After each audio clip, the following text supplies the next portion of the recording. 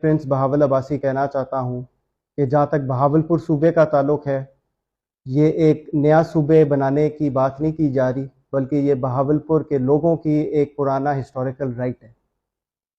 جب 1947 میں پاکستان بنا تو بہاولپور کی ریاست پہلی ریاست تھی جس نے پاکستان میں الحاق کرنے کا فیصلہ کیا۔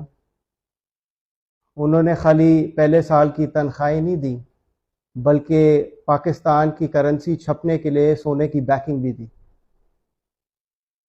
اس کے بعد جب 1952 کے اندر بہاولپور کے الیکشنز کیے گئے، جس کے اندر ایک گورنمنٹ بنی، ایک ڈیموکریٹک گورنمنٹ بنی، اور پاکستان کے الیکشنز حالانکہ 1970 میں کیے گئے تھے، تو بہاولپور پاکستان سے پہلے ایک ڈیموکریسی بن چکی تھی، اور اسی بہاولپور صوبے نے پھر کنورٹ ہو کے 1955 میں پاکستان کے اندر مرج کیا۔ 1955 میں جب 1 یونٹ بنا تو ایک وعدہ کیا گیا تھا کہ جب یہ 1 یونٹ ٹوٹے گا تو بہاولپور ایک واپس صوبہ بن جائے گا، مگر 1970 میں بہاولپور کو اللیگلی پنجاب کے اندر مرج کیا گیا۔ اس وقت بہت شور مچا۔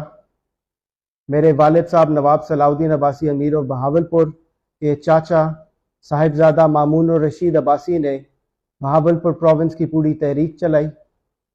اس کے اندر بہت لوگ شہید بھی ہوئے، وہ خود بھی جیل گئے، مگر بہاولپور کو اس وقت ان کی صوبائی حیثیت نہیں دی گئی۔ پھر 2011 کے اندر میرے والد صاحب نواب صلاح الدین عباسی امیر اور بہاولپور نے پھر سے بہاولپور صوبے کی تحریک چلائی، اور انہوں نے اتنا پریشر بلڈ کر دیا تھا کہ ساری میجر پولیٹیکل پارٹیز نے بہاولپور پروونس کے ہسٹوریکل رائٹ کو ریکگنائز کیا۔ ایک سینٹ کا پورا پینل بنا۔ اس پینل کی فائنڈنگز کے مطابق جو بہاولپور آئے تھے انہوں نے اگری کیا کہ بہاولپور پروونس ایک لیگل رائٹ ہے لوگوں کا۔ اس کے بعد 2013 کے الیکشن سے پہلے پنجاب اسمبلی میں اور نیشنل اسمبلی میں قرارداد پیش کی گئی جس میں بہاولپور پروونس کو ریکگنائز کیا گیا۔ اب میرا سوال یہ ہے آج کل کی پولیٹیکل پارٹی سے کہ یہ کیوں نہیں جو قرارداد انہوں نے خود پیش کیے تھے، یہ ان قراردادوں کو کیوں نہیں ریکگنائز کرتے؟